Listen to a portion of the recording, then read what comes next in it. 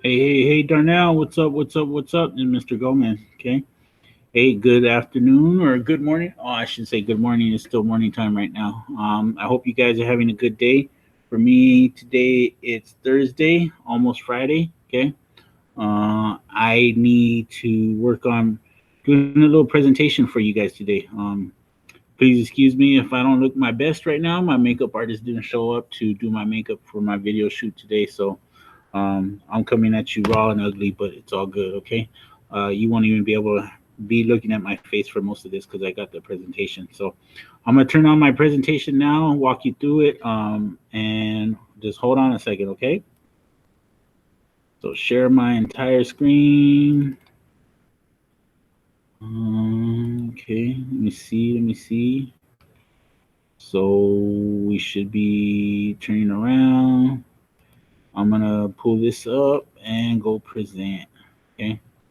So hopefully right now you guys could all see my screen right there. It says National Hispanic Heritage Month, September 15th through October 15th, 2020. We celebrate this every year at the same time. Here at Darnell, we haven't done the best job of being able to celebrate it, probably because it starts right when school starts for us. And so nobody's really ready to get a big giant celebration going on or really do much for it. But at least I'm going to talk to you a little bit about why we celebrate it, what it's or what it means, and hopefully you guys will get something out of it. Okay, so just roll with me, sit back, relax, enjoy the show if you can. All right. So, why does Hispanic Heritage Month even exist? Okay. So, there are so many Latinos and Hispanic people here in the United States. Uh, Most of the statistics say about 20% of our population is Latino or Hispanics. Okay. And when you have that large of a group, they are going to give something to the society that they live in. Okay. So the reason why we have it is to recognize and celebrate the Hispanic and Latino people, their culture and their histories, and their contribution to American society. Okay. That little slide has the hands back there kind of holding each other up, but happens to have all the flags of the countries that are considered Latino countries. Okay. A little bit about the history of Hispanic Heritage Month. Okay, so way back in your probably your grandparents' day in 1968, uh, President Johnson signed a law that said we were going to celebrate Hispanic Heritage Month. I mean week. I'm sorry, Hispanic Heritage Week. And then when President Ronald Reagan came into power, he signed the Hispanic American Heritage Month law in 1988. Okay, which says that it was going to be 30 days of celebrating Hispanic contributions and culture to the United States from September 15th through October 15th. Okay. And right there in the background, you could see some young ladies dancing a traditional folklorico dance in folklorico dresses, which is a very common traditional custom in Mexico. Okay. Ooh, I thought I needed to put in why the word Hispanic because a lot of us don't even understand what the word Hispanic is or why use Hispanic and not Latino or why use Hispanic and not Mexican or any of that stuff. Okay, so we got to kind of first come to an understanding on what the word Hispanic even means. Okay, so the word Hispanic came about because the U.S. government back in the day were trying to do the census, which was a counting of all the people in the United States, and they needed to group together all the people that were of Latino kind of origins, right? So they used a word Hispanic, which came from Hispano, which meant people of Spanish speaking origin. Okay, so anybody whose language was Spanish was considered Hispanic, and they put them in that group. Okay, the problem comes from the fact that not all Spanish speaking people are Hispanic or should be considered Hispanic and lumped together in the same group. And some people that aren't considered Hispanic should be put in that group, right? For example, Brazilians who speak Portuguese and not Spanish, okay, happen to represent the biggest country in South America and should be considered part of that group because their culture and their where their country lands happens to be in Latin America. Okay, Where Spain, on the other hand, is a European country, but because they speak Spanish, they're included in the term Hispanic. So the grouping isn't exactly uh, perfect, and for that reason, that there's a lot of people that don't like the word Hispanic, consider it offensive, and a lot of people use it incorrectly. So throughout this presentation, I might use the word Hispanic or Latino and interchange them. Okay. Remember, whoever you are is your identity, and nobody else can put that on you. Okay. So if you choose to call yourself Hispanic, you choose to call yourself Latino or Latina, Mexicano, Mexicana, uh, El Salvadorian, whatever you are and whoever you choose to be is what you choose, not anybody else's idea of you. Okay. So that being said, we go on to why September 15th. Okay. And the reason why we choose it wasn't just some random kind of thing, because a lot of countries in Latin America celebrate their Independence Day during this month. Okay.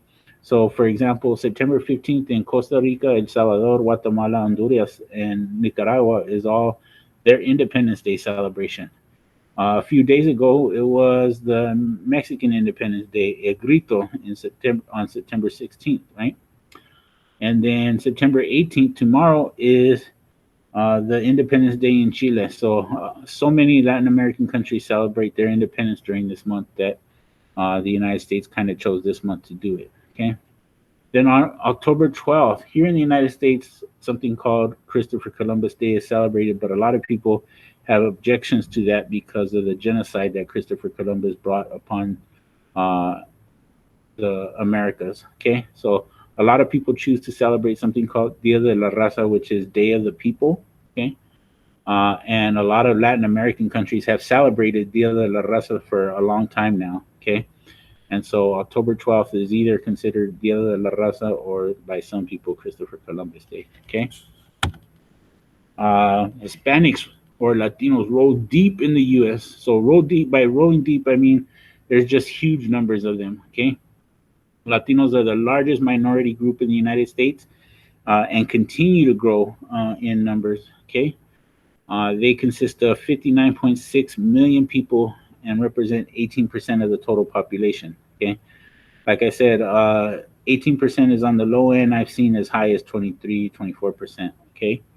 And then Latinos make up 40% of the population in California. So, California here on this map that I have behind there, and the map represents the number of Latinos in each part of the state of the United States. So, California is a very dark brown because we have 40% or more of the population. Also, New Mexico and Texas have very high concentrations of Latinos there um, because they're so close to Mexico, right?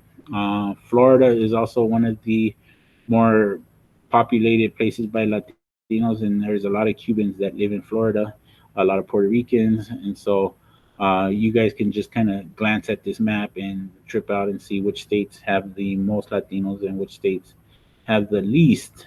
Okay. Ooh, Latinos contribute to all areas of our society. Our society is a beautiful place, and everything that makes it beautiful is partly because Latinos have helped to make it that. Okay. The arts, the economic and business of the United States, music, our food, our agriculture and farming, our sports and entertainment, those are all areas in which Latino people or Hispanic people have greatly contributed to the success of the United States. Okay, and we'll talk about those each and individually. So, the background of this slide is a very beautiful painting that I really love. But the image is of a mujer during Dia de los Muertos, which is a holiday that is celebrated in Mexico and some other Latin American countries. Most of you guys have seen images like this in Coco the movie, or if you're fortunate, maybe your family has paintings or drawings like this. But Hispanics and Latinos happen to be some of the most famous and prolific artists in many areas of painting, sculpture, drawing, photography. Okay, right here I named a few artists, and we'll talk a little bit about each one of them. But they are some of the most famous artists that happen to be of Latino descent. Okay, Miss Frida Kahlo. Okay, Miss Frida Kahlo is one of the most influential and most famous artists of all time. Okay, her name is brought up in the name of the greats. She happens to be the selfie queen before there was any other selfie queens. She was, she is famous for painting self portraits of herself. Well, that's a double.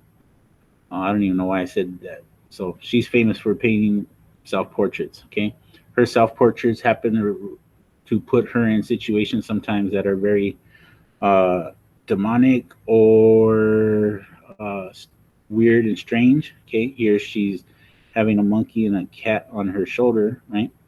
But she's also famous for painting herself in the reality of the situation. She was very famous for her unibrow eyebrows, right? And she thought it was made her special and made her unique. Where right now it would probably be something that would get people laughed out of the room, right? In a mean way, right?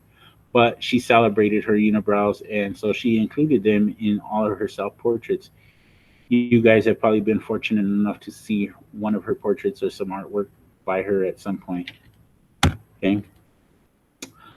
Diego Rivera, he's a Mexican muralist. His works of art happen to be huge, giant walls that he painted, and they were most they represented most of Mexican society and life, either traditionally or very modern life. Okay, these are two of his most famous paintings of women in what they would consider a farmer's market kind of thing, right? Selling flowers.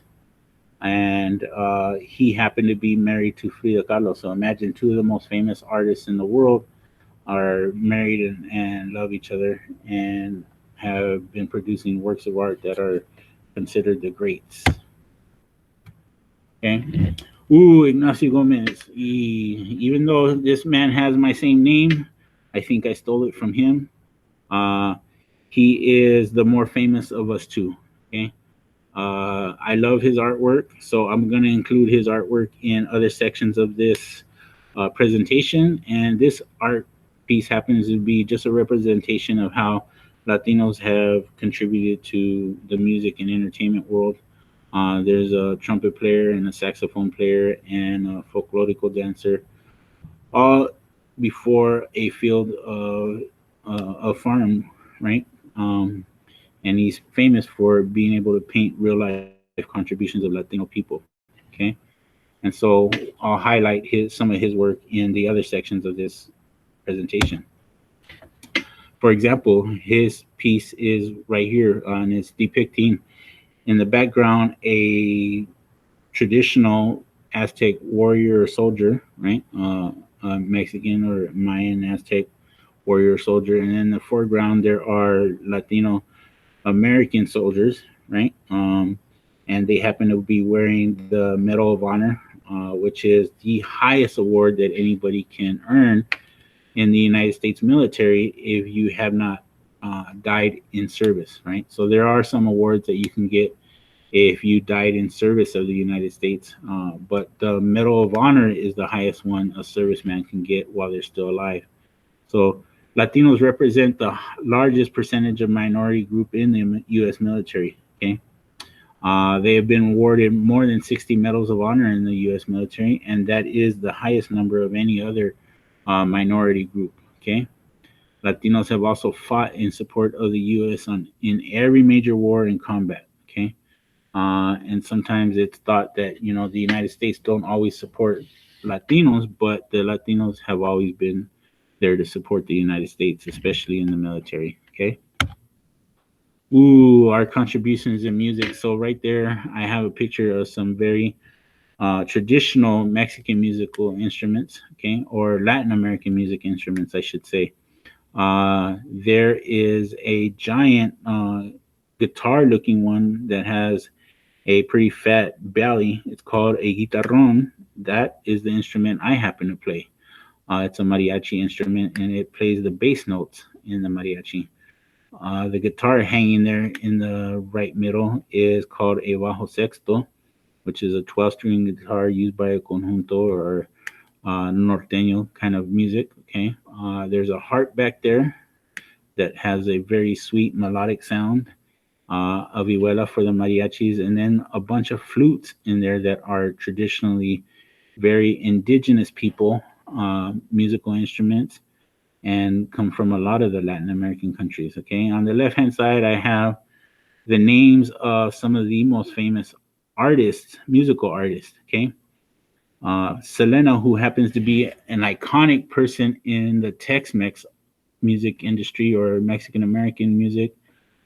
She happened to blow up real quick, and then unfortunately she passed away because somebody took her life way before they should have. Okay, and Miss Jennifer Lopez happened to play Selena in the movie Selena. And Jennifer Lopez and Shakira happened to co-star in the halftime show at the Super Bowl last year, and they put on a performance for a lifetime. Okay, Carlos Santana is one of the most famous guitar players in the world.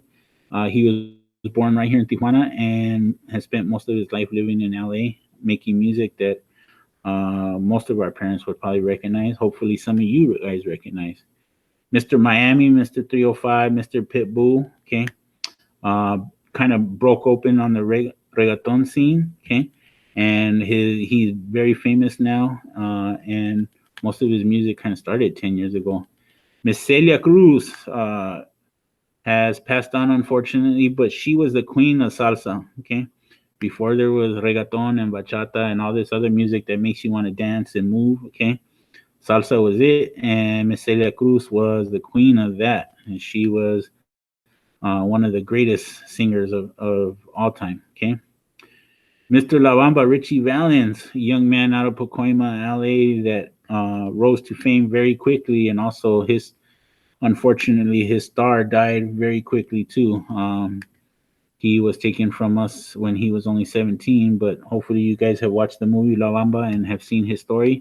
If not, go check it out on Netflix. It's a very cool little story. Okay, but all of these musicians and so many more have contributed to the music industry and the entertainment that we know as music, and they all are Latin American artists. Okay. Ooh, Latinos in Education. This is also another painting by Mr. Ignacio Gomez. It represents East LA Community College. And on the bottom there, you see a bunch of Latinos kind of going up the stairs into getting their education.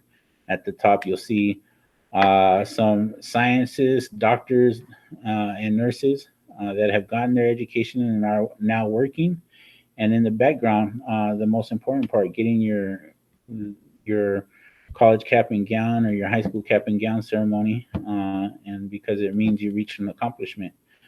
Latinos, despite having had the lowest numbers of people getting college degrees, we happen to be the ones on the fastest rise to get our degrees too. So I want each and every one of you guys to consider, life after high school, and college isn't for everybody. I'll be the first counselor to tell you that it's not going to work for everybody. But for those of you that find, it's important to get to your next step in your journey, it may be very well important. Okay. And if you want to become a teacher, please go do that. Please go do that. We need as many Latino teachers as we possibly can get. We're far underrepresented, okay, in the teaching industry. So please go be a teacher. Latinos have also represented and contributed to the U.S. economy in huge ways. This is another painting by Mr. Ignacio Gomez, and it shows construction workers, it shows students, it shows teachers, it shows bankers in finance, it shows engineers, it shows all that stuff goes on just because Latinos are happen to be able to contribute to the success of the economy here in the United States. Latinos earn more than $1 trillion every year and pay out $252 billion in taxes. And the taxes will go to making sure that we have the roads uh, and the schools and all that stuff that we need to be able to live life right. 12% of all Latino immigrants own their own business. Okay, so make sure that you guys realize and recognize that all those taco shops and paleteros and gardeners and construction workers, a lot of them own their own business. So you make sure that you're giving your business to them when you possibly can. Okay. And they're 25% more likely to own their own business than the rest of the U.S. population. So owning a business is a big dream for a lot of people, and Latinos are making it happen. Okay. Especially the Latino immigrants. Um, Latinos have started 86% of all the new businesses in the U.S. It's a huge number. Okay. And Latino owned businesses contribute $700 billion to the economy. Wow, those numbers really do show that Latinos are important to the economy here in the United States. Ooh, Latinos in agriculture. So both of these paintings are also by Ignacio Gomez. The one on the left is a man that is harvesting some fruit in the American flag, and he's standing on the American soil, right? So that's kind of very iconic in terms of what it represents. And then the one on the other side is a family of farm workers picking fruits and vegetables. Working hard, and it represents life for a lot of people. 57% of all food workers in the United States are Latino, and that is very, very hard to understand. But if Latinos were to disappear in the food working industry, the United States would basically starve. There would be no way the United States could feed itself. So even though there are a lot of people that call for deporting uh, Latino immigrants out of the United States, they are the ones that provide us with access to fresh foods and fruits and vegetables and that kind of stuff. They're the reason that we can enjoy life so much. Okay, 67,000 Latino farm owners. Okay, these were once people that were Latino farm workers and now have worked to own their own farms. And so that is a huge number, and it's growing, and that's a good thing for us. Okay. Latinos are responsible for $8.6 billion of agricultural production. Huge part of the United States economy is agriculture, and Latinos are out there doing it and doing it well. Okay. Ooh, where would the world be without Latin American food, Latin American cuisine? So I put down some very iconic pictures of what Latin American food would be. But my favorite food is enchiladas suizas, which are green enchiladas with cheese. But I'm sure you guys all have your own favorite Latin American foods, and I'm sure you guys all have enjoyed tacos or tamales or enchiladas at some point, right? But make sure you realize that you know all of those things that you guys like at the taco shop, California burritos, carne asada, fries. None of that would exist without the Latinos that live here and breathe here, and so we need to celebrate that. Okay. Ooh, the sports and entertainment industry. This is huge for Latinos. Okay, the Latino communities are a huge part of sports and entertainment and what keep us entertained. On the bottom corner, I put a football because football is the biggest sport in the world, and it is the biggest sport in every Latin American country. And now it is growing so much in popularity in the United States that it is becoming huge. In the past, maybe 20 years ago, soccer wasn't big at all here in the United States, but now it's being celebrated and hugely appreciated now. Okay, here in the United States, American football, the NFL, has traditionally been a sport that hasn't seen a lot of Latino participation. But one of the best players of all time, Mr.